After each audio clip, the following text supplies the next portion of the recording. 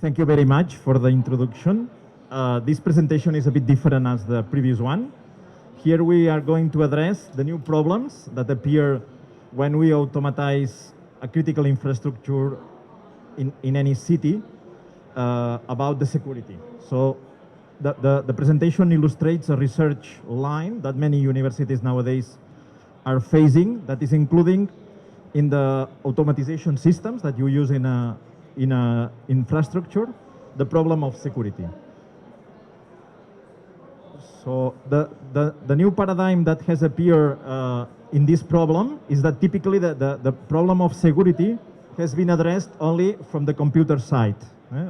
People from computer science has developed a lot of methods to protect computers. Your own computer, it's protected with many security mechanisms. But when we have a control system that, of course, use computers, also use physical hardware to do the control. So in this case, this new, let's say, paradigm of systems that combine computers and physical hardware to do control, in this case, of a critical infrastructure, in the scientific community has appeared as a new problem, that it's called the cyber-physical systems. So a cyber-physical system, as here it is described, the definition, is the integration of computers, networks, and physical systems. So this integration allows, of course, to communicate very easily the computers with the control systems that we have in the field, and as well with the world through the internet. But all these create new problems, because even we increase the efficiency in the operation of that systems that are connected, we can create new risks. In the past, was very difficult or very strange that someone can enter in the control center of the company that manages the water, the gas, the electricity, and do some, let's say, not allowed operations. Nowadays, this is possible. Still is not very widespread problem, but in the world, several companies have suffered the intrusion in the control system that control the critical infrastructure. So this problem it's addressed in this presentation. So what is a cyber-physical system? I described before using words, but let me present it in a graphical manner that always is much easier. So I don't know if this works. Sorry. Well, in the plot, you have the physical system that we want to control.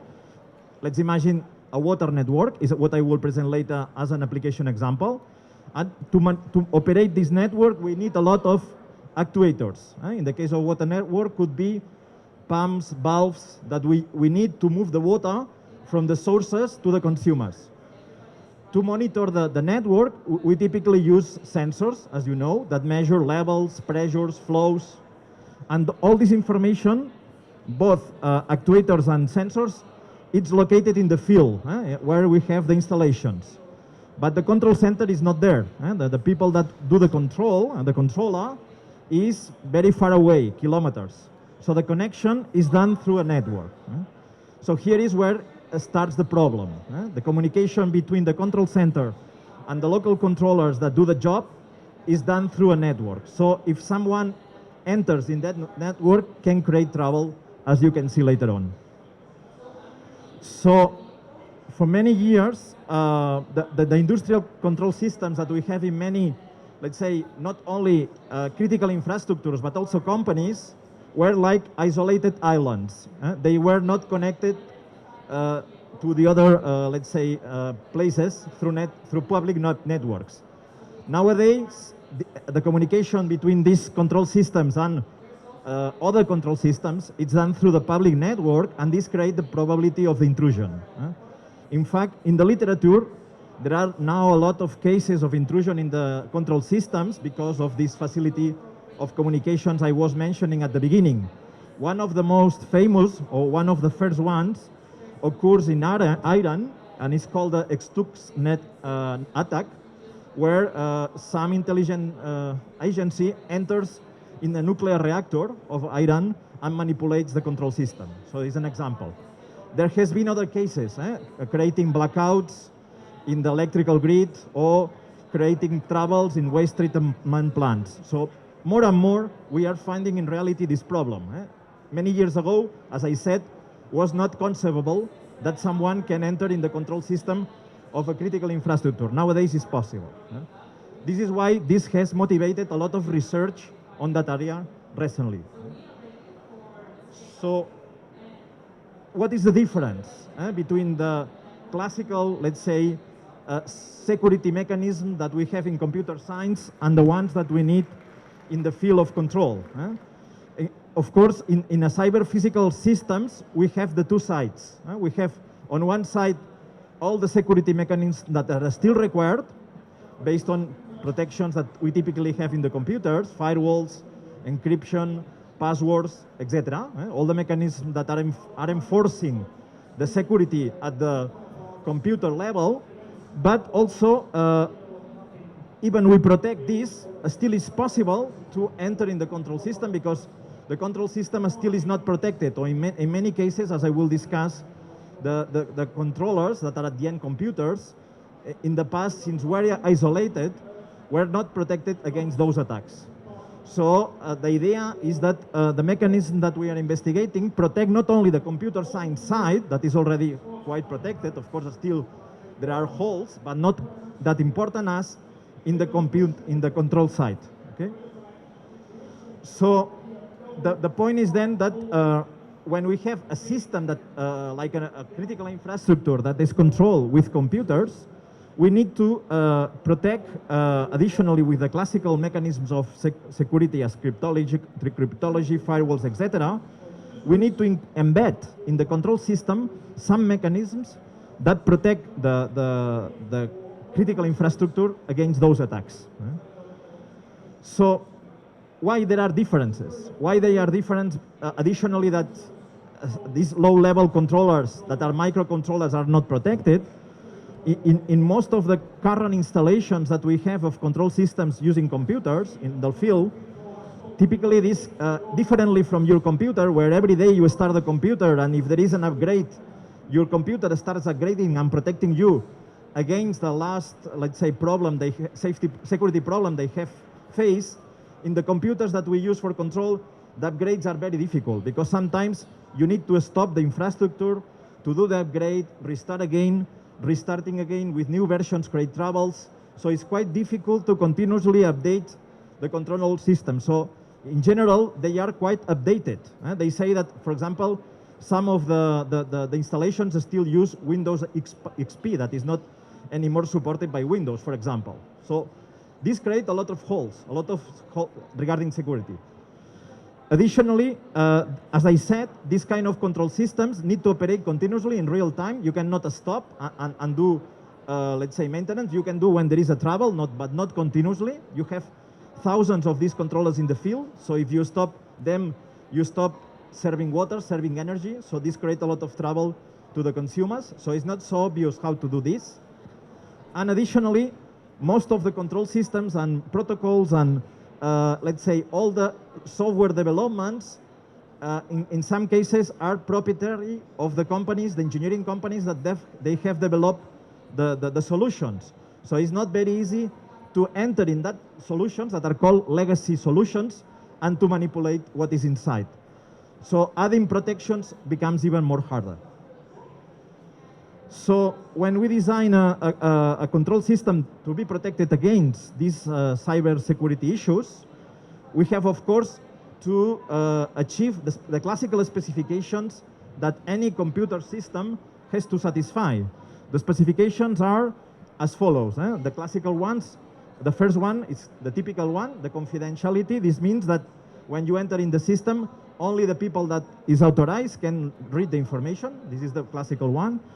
Integrity, so we need to enforce that all the information that we receive is true, it has not been falsified. For example, in control, falsifying a sensor can create a trouble because the sensor can inform about a level of water or fuel in a tank, but it's manipulated, so this shouldn't be possible. And availability, so the system should be available when someone enters inside. And additionally, we need to enforce the authentication, just guaranteeing that all that the transmission of data, transactions, communications has not been manipulated, authorization and accounting. So at the end, all these create a lot of, let's say, specifications that we should comply. There is an agency that certifies that your system complies against all these objectives. So you need to, but we do not need only to certify this at the computer level, but also at the control side. Okay, this is the main difference regarding a classical computer system. In the literature, it has been investigated already several types of attacks, like illness. When you have an illness, the doctors investigate how to treat this illness. So with attacks happen the same. So in the literature, several types of attacks. I will describe some examples later in that plot that affect the system in different ways. Some attacks enters in the knowledge of the system or exploit the knowledge of the system.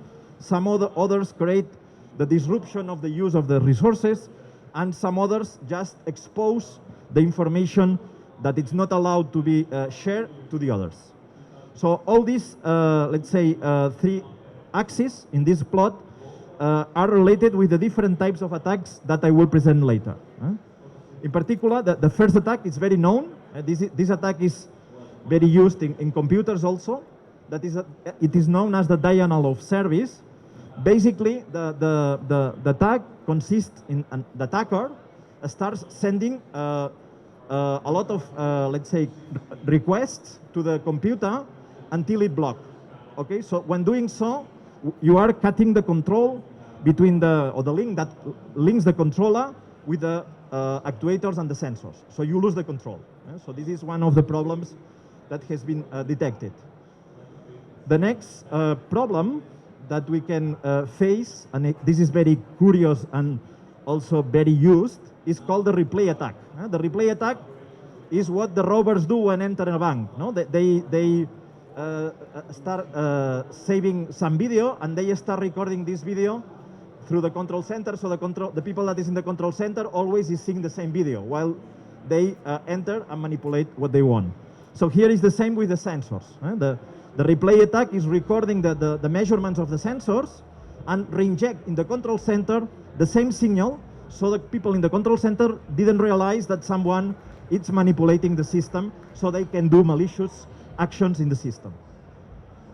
There is another one that is called the fault data injection. In this case, consists in that the attacker injects some malicious measurements that can lead to the controller to move the system to a dangerous situation. Another example, it's called the zero dynamics attack. In this case, the attacker knows how to inject some malicious signals in the inputs to manipulate the system, but these inputs are unnoticed in the outputs, in the sensors. So the control center couldn't do anything. And the last one, there are more, but these are the typical examples of attacks that you can find in the literature, is called the covert attack. In this case, the attacker, what he's doing is manipulating some actuator, gaining the control of the system without that the control center can do anything. Of course, I can enter in more details, but this will require from my side more time. Just I want to show that there are many ways already in the literature available for someone that wants to do malicious things in a control system. Okay? So just to show a bit this in the context of our research, we have recently participated with some other universities and companies in the application of these ideas in a real system. In particular, in a critical infrastructure. Of course, in simulation, was not allowed for us doing attacks in the real system. And the critical infrastructure is the Barcelona water network. Okay? So this part of the presentation is done under a project that it's been founded by the regional government, Ajaccio, and also by the European Union in the framework of a big project that is called Utilities 4.0, that additionally to consider this part of the security in control, consider many other things that today I will not explain. But if you are interested, I can provide some website where you can see the whole project that is very huge. Here we present the sub-project that is called Secutil, that deals with the problem I was presenting in the first part of my presentation applied to a particular case. in order that you can see the type of things, the type of algorithms that we are developing for protecting any, not only this example, any critical infrastructure against those problems I was commenting at the beginning. So the case study that we were using is a part of the Barcelona water network. Here you have the picture of Barcelona, and the part that it's covered, it's more or less in colors. We choose this part because it has a lot of actuators, so we have redundancy enough to react against an attack. I will explain later what does it mean. Also, we were able, because the company provides us a very realistic simulator that they have simulating the behavior of that network, and not only the network, but also the control systems. And what we have done in this case study, we have implemented some algorithms, I will explain some of them, that against some of the attacks I was commenting before, it's able to detect not only at the computer side, but also at the low level, manipulating the signals that we receive from the controller, processing them, we can discover if there is an attack or not. And also I will see that in the case that there is an attack, what the control system can do to react and mitigate the attack and try to maintain the critical infrastructure under operation. This is called the resilience of the system. It's a very important concept in cybersecurity, that how resilient is a system against an attack. So here in this slide, we have a more conceptual representation of the previous plot, where we see that we have many tanks, many valves, many pumps.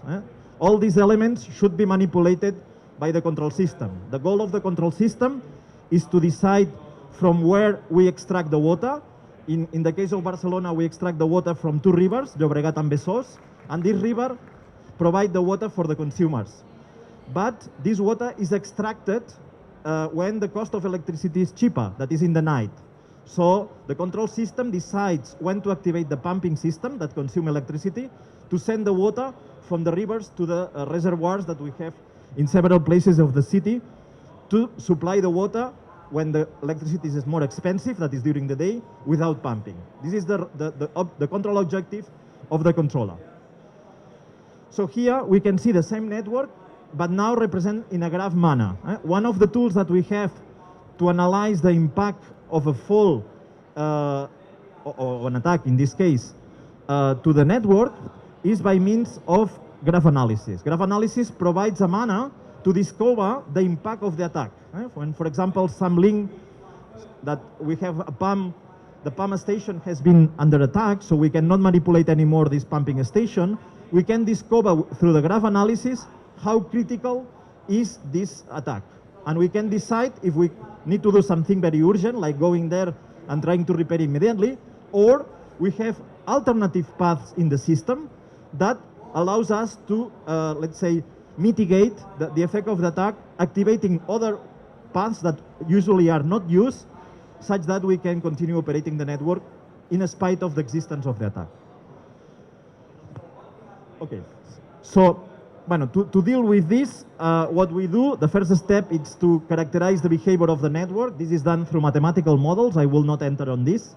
And the goal is that we need to be able to decide which is the configuration, which B1, Bn means which actuators we need to activate to mitigate or to minimize the effect of the attack. The other problem that we have faced is the detection of the attack. The detection of the attack, as I was commenting, is based on knowing that some attacker, is manipulating our sensors. One manner to avoid this problem is by means of a mechanism that is called the watermarking. The watermarking is like when you in the money, the printed money, there are some marks. They're called watermarks. So the idea here, and you know that if the bill is true or false, checking these watermarks. So the idea here is the same, but injecting these watermarks in the signal. So there is a hidden signal in the signal of the sensors that we inject periodically to know if someone has recorded our sensor, and if we don't detect the expected watermark, means that the signal has been falsified. So this is done by designing these special watermarks that are very difficult to falsify. Okay? So just to conclude, because as he says the time is ending, I will show just some example of reconfiguration, and with this I will end.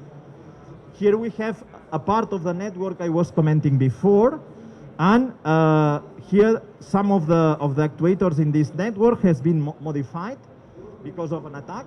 So after detecting that this has happened with mechanism as watermarking I explained it before, so the idea is that, as I will show here, we can reconfigure the network using other paths. Here is a bit difficult to see at distance, but since we have alternative paths to supply the water, we can still operate the network in spite of the attack. Okay? And because the time is very short, I will stop here. I don't know if you have comments or remarks that you want that I do.